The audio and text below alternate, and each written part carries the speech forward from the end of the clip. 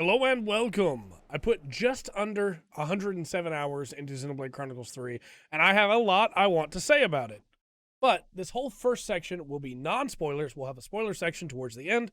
The non-spoiler section will be covering the gameplay, the music, the world, whereas the spoiler section will be covering the story and will be clearly marked, so please don't worry about it. From a gameplay perspective, Xenoblade Chronicles 3 takes a little bit of Xenoblade Chronicles 1 and a little bit of Xenoblade Chronicles 2, puts them together with some great new additions on top to make what is probably my favorite combat system in the entire series.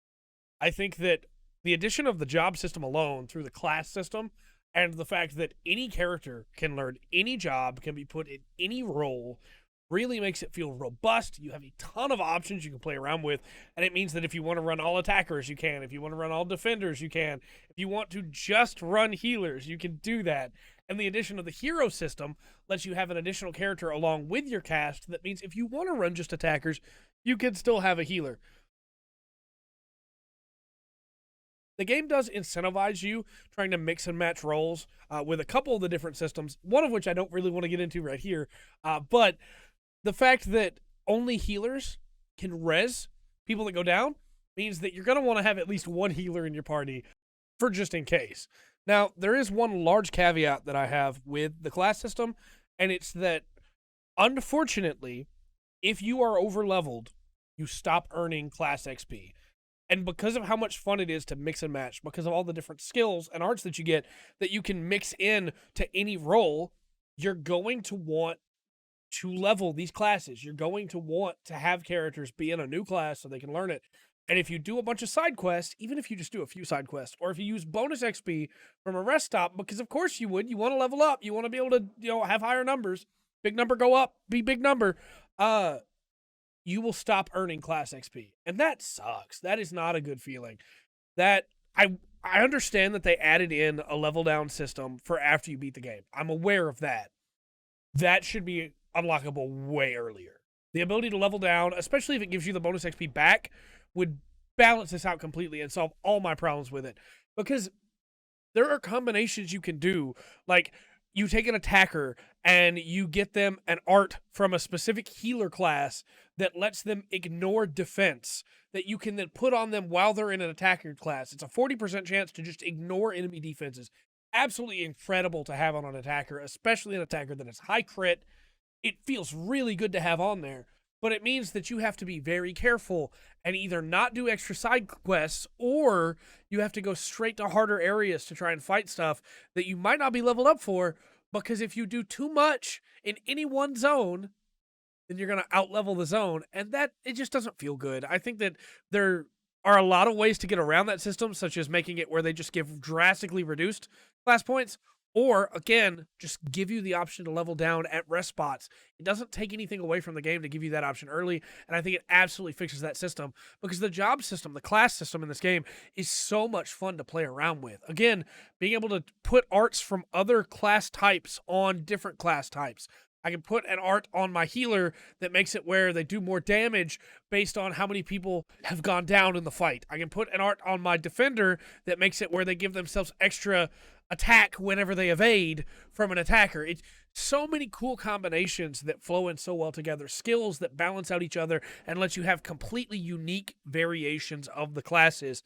My party is going to be drastically different from your party, and I love that about this game. There is an auto build option that lets you build your characters the optimum way as far as the game's considered, but I find a lot of fun in tweaking my character builds and making them just right. And none of this is counting in the way that your topple combos work or your days combos work. There's so much you can do combo wise. There's so much you can, especially with another mechanic we're not talking about here because of spoilers. There's so much you can do in combat at any given time that it really feels like the world's your oyster when it comes to this combat system. How deep do you want to get into it? You can go as deep as you want, or you can stay on the shallow end and just use the basic classes, use the basic combos, you're good to go. But if you want to really dig deep and make a super cool party, just of all kinds of crazy stuff going on, you absolutely can. Balancing combos all the time, it just feels really, really solid. The combat is, in my opinion, the best it's ever been in the series. And I put over 600 hours into Xenoblade Chronicles 2 because of how much I love that game's combat. unlocking all of that depth, getting all of the classes, ascending all of the classes so that you have the more powerful versions of them, that is stuff that's going to take time. And Xenoblade Chronicles 3 is a really long game. You might be thinking I'm about to bring in a sponsor plug here, but I'm not. I just feel like people that are interested in this game should be aware of the fact that hero quests are pretty long, and ascending them is also not a short process. And the story itself is also super long. The areas are big. The side quests are not short. This is a game that you dig into. This is a world that you immerse yourself into.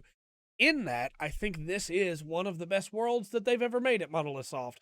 This is an incredibly cool world that has a little bit of Xenoblade Chronicles 1 here, and a little bit of Xenoblade Chronicles 2 here, and just a little bit of this and that just really makes it pop. The characters are great. The stories are great. The dialogue that they have with each other, the way the different colonies interact, not just with themselves, but also with each other, it's really, really cool. And I found myself just wanting to know more about each colony, learning about these little individual characters here that in the grand plot of the story don't matter for much, matter to me because I care about the people in this world. I do have a small nitpick for world design in that there are a couple areas where enemies will aggro to you regardless of level. Normally, when you're a couple levels higher than enemies, you don't have to worry about them aggroing. They will just let you run right past, which makes it really easy to run back through low-level areas to be able to complete side quests, things like that. But there are a couple areas in the game where you have to fight every single enemy you come across, even if they're not going to give you class XP. And that doesn't feel good. It's just an unfortunate side effect of the way the class XP works. I wouldn't be bothered so much by it if I wasn't knowing every fight that I wasn't getting anything really from it. Even though I really enjoy the combat, hey, I'm having to fight this thing that's like 20 levels below me. I'm not going to get anything from it except for maybe a couple interesting drops. That's kind of a shame. Again, I think if they just fix that level system where you outlevel things and then you don't get any class XP, even if I just got a little bit of class XP, it wouldn't have been quite so bothersome to have to fight every enemy in that area. When it comes to music, we have the incredible main menu theme that plays every time you open the main menu.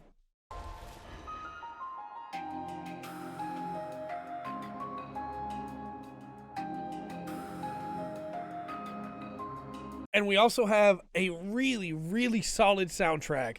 I love the battle theme. I love the chain attack theme. We're going to talk about the chain attack theme in a minute, though, because I do have one small complaint with it.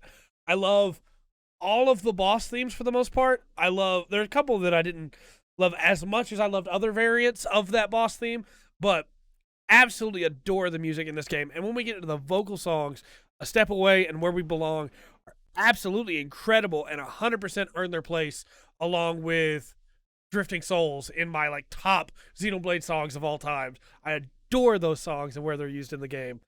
When it comes to my little complaint about the chain attack theme, though, the chain attack theme, you're going to chain attack a lot in combat, and the chain attack theme overrides whatever music you're currently listening to in the fight. If it's a boss theme, except for the final boss, thankfully, but if it's a boss theme and you chain attack, you just get the chain attack theme in there. And I love the chain attack theme. I really like the chain attack theme. I'll listen to it all day long. But when I'm listening to a boss theme, I want to hear that boss theme, man. I don't want to just hear the chain attack theme. Small complaint, I know, but it is still a complaint, and it is still something that I wanted to make sure I mentioned before people got this game and were like, Trey, you talked about how good these boss themes are. Why can't I listen to them when I chain attack? And, just got to cover my bases there. There's a lot of other subsystems I could talk about. The way the hero system works with taking the hero along with you for the sake of their quest and then locking them at the end and being able to bring them with you to both unlock the class and doubling up on the class points if you have a character that already has that class. There's things like the notorious monsters and being able to go back and fight them. And when you target them, it actually puts a thing in a menu you're going to get later that I don't want to spoil for you so that you can find them again later. So you should be tagging them early. But before we get into the spoiler section, because I know a lot of people watch these reviews to see the spoilers, but a lot of other people also watch them to see if they should get the game before they get to the spoilers. I absolutely think Xenoblade Chronicles 3 is worth buying.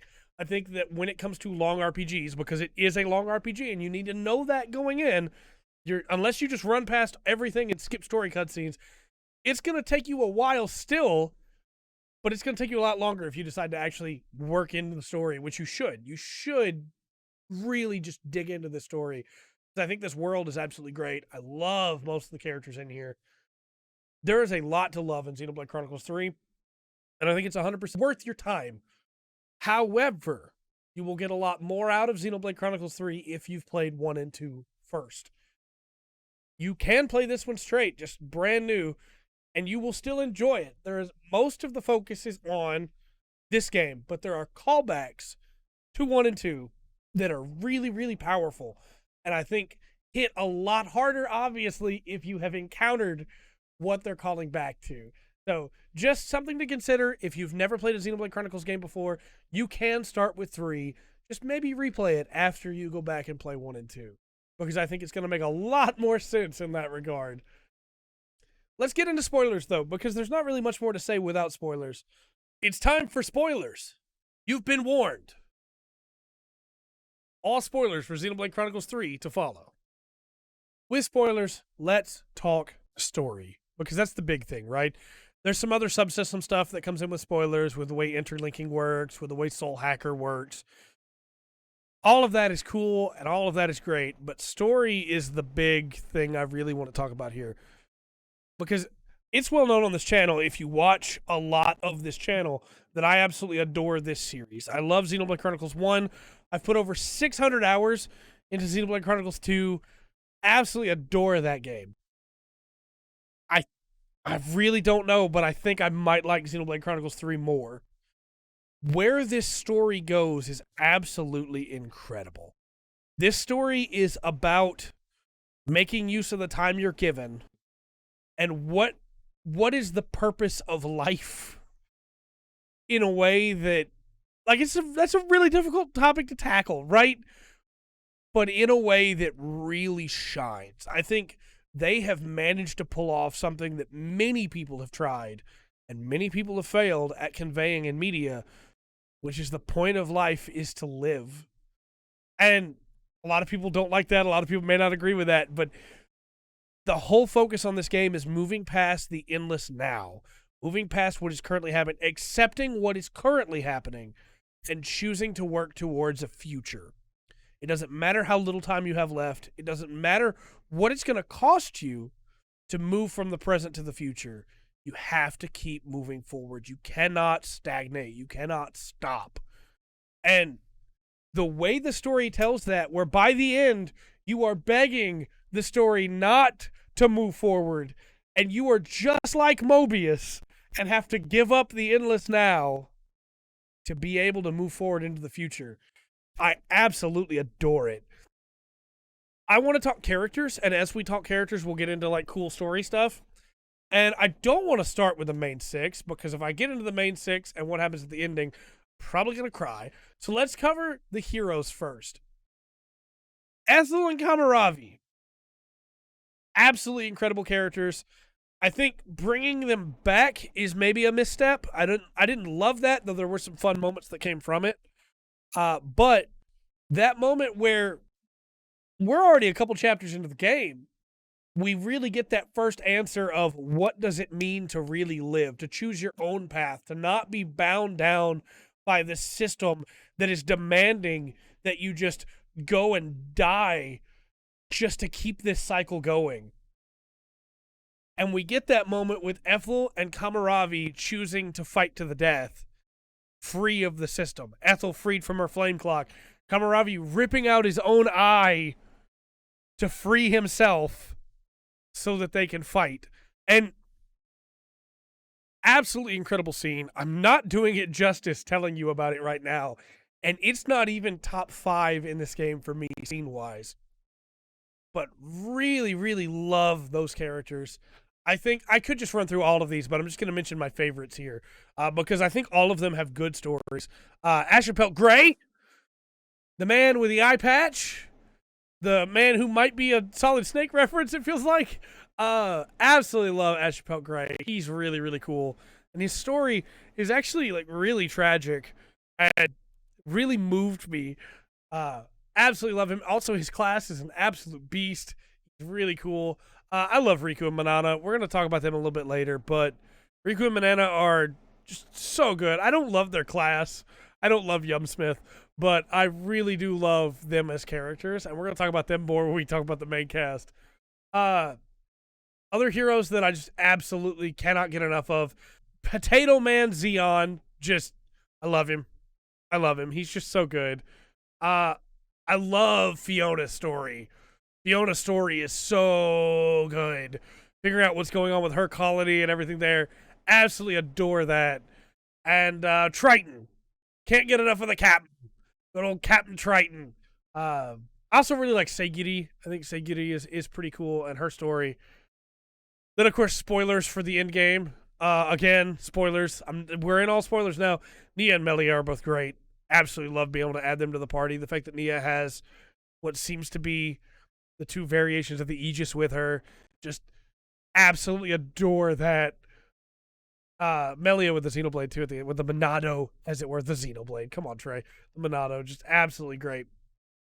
But let's talk the main cast, because I think all the heroes are great, and I wanted to highlight a couple of my favorites, but the main cast is where this game really shines. And when we're looking at, I know this may seem completely scatterbrained, I'm desperately trying to fit 107 hours into this review without just gushing, but when we're looking at these characters and the path that they take, the three from Keves, the three from Agnes, don't trust each other at first, get saved by Vandam, Guernica himself. Vandam is great. Absolutely love him in every iteration, but Guernica is a really great Vandam. The way that they come together, little by little by little by little, the moment at the end is paid off by hours of them slowly getting to know each other better, slowly opening up to each other. Lance and Senna working out, Uni and Tyon interacting with each other as Uni tries to overcome the memories that are leaking in, and Noah and Mio slowly becoming closer. They have arguments. They don't always get along, but little by little, this group of characters, this cast, comes together. And they're my favorite cast in Xenoblade. And this is a universe that has Hiropan Riki, and that has Zeke von Gembu and Morag. And this is my favorite cast in all of Xenoblade. This is maybe one of my favorite casts in all of RPGs. Like, Trails in the Sky, second chapter, has an incredible cast. This is a great cast of characters, though. Noah is a really solid protagonist. I think that at first he comes off a little too goody two-shoes, right? But we find out why later on, and where that comes in with and everything that happens there is so, so good. Noah and Mio both really get to shine in Chapter 5 going into Chapter 6. And that whole sequence may be the best part of this game. With the prison and Noah just ruining his hands trying to get that door open. And at one point, even Tyon is hitting the walls. And it just, I love Chapter 5 going into Chapter 6. And A Step Away playing there is absolutely beautiful. But even that's not as good as the final moment, right? I guess. Like, it's hard for me to separate which one I like more in my mind. That, with the build-up with the prison, and watching the days tick away as you know, like, Mio's running out of time. Or that final sequence at the end where, I guess, again, we're in full spoilers, where the worlds are coming apart. And the characters just start running to each other as Where We Belong starts playing. I was holding out okay, even with Riku and Manana yelling each other's names and crying. But it's the moment where Tyon, like, falls down that I just shattered.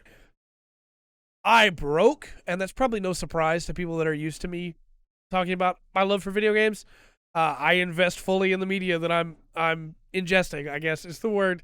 And I wept. But it's such a powerful scene, them running towards each other. And I think that's where, again, this main cast really shines. Knowing what it's going to cost them. Somebody could probably try and make the argument of, well, maybe they didn't love each other as much as it seems, but that final scene shows they absolutely did, and they still chose to give up the now to be able to secure the future.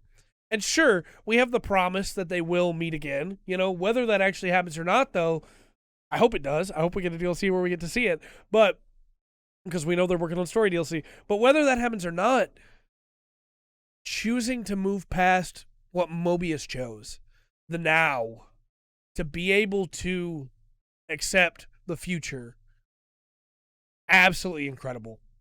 Absolutely incredible. Moving past what you're stagnating in is not easy, right? And here we see it cost them greatly, but there is that promise that things can get better. The future can always change. And I think that is like Xenoblade's core theme, right? When you give up, Xenoblade 1 is all about how the future can change and we need to take the future into our own hands, right? Xenoblade 2 is about giving up and giving in to the past and not being able to see the future. And Xenoblade 3 is about being stuck in the present and not being able to move into the future. So all three just tie in that theme together of you have to move forward. And I adore these games for that. I'm supposed to be talking about the cast here. I've just been ranting about how good this story is and how great it is. There are some kind of annoying parts of it, right? It takes a while to get through some of the maps to be able to continue the story. So you can go from chapter 2 to chapter 4 with very little story except for right at the end of chapter 3, right? But I think that's so you get those little moments of character building, those moments of them coming together as you do side quests and the discussions that you have back at camp to be able to slowly have the characters spend more time together. Each time you go to leave camp, you get a cutscene of two different characters interacting. And at first, it's Keves and Agnes and Agnes. And then as you go, it's a Keves character and an Agnes character. It's Uni and Senna talking, or it's Mio and Lance training, you know? And it's just really powerful to me to see the cast just become a family. And that's what makes that moment at the end where they're separated so strong. There's a lot of other little things I love too. Xenoblade 1 music plays when you meet Melia. Xenoblade 2 music plays. Drifting Souls, specifically the instrumental version, plays when you meet Nia. I don't love all of the Mobiuses, but I think that the vast majority of them are pretty interesting. There are a couple that are really boring to me, but I think the vast majority of them are pretty interesting. And unfortunately, X and Y are kind of boring. And I had a really nasty bug where X died and then didn't vanish. So she's just sitting there. And it's kind of a shame, right? I think that those two needed more time to be filled out. And I did the side quest that let me meet X in Uni's quest and let me spend time with Y and the stuff with Seigiri. And it just kind of doesn't matter to me. Those characters aren't really characters for the most part. It's just, yeah, X does Zed's will, and Y does Zed's will, and Y is kind of posh, I guess, and X is kind of annoying, I guess, and that's their thing.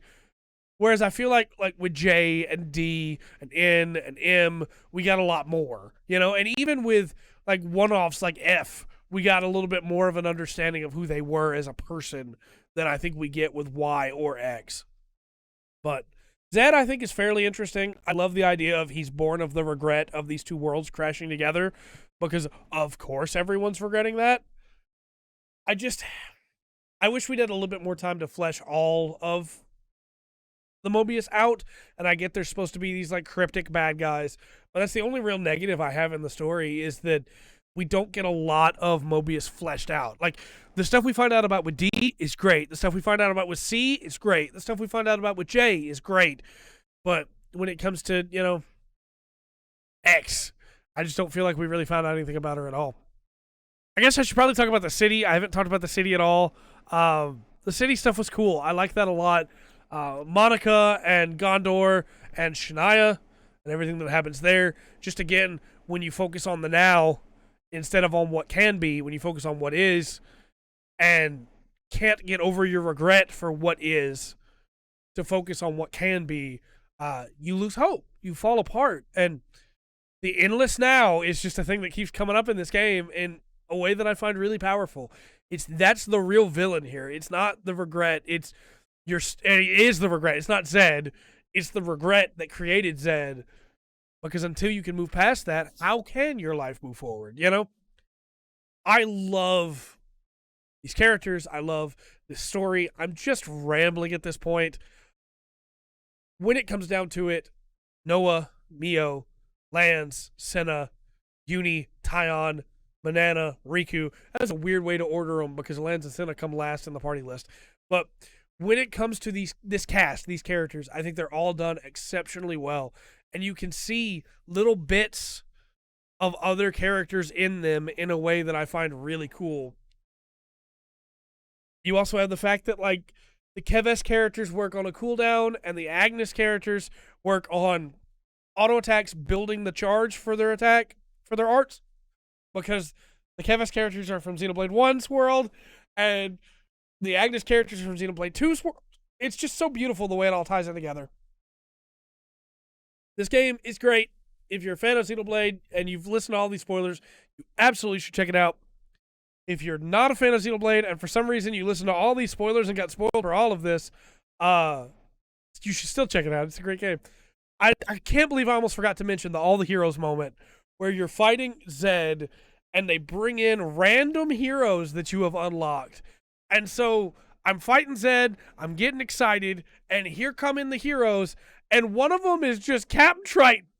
And it's time to be finishing this, sure. And it's like, yep, all right, let's do it, Triton. I love this game. Xenoblade Chronicles 3 is absolutely incredible and well worth picking up in my mind.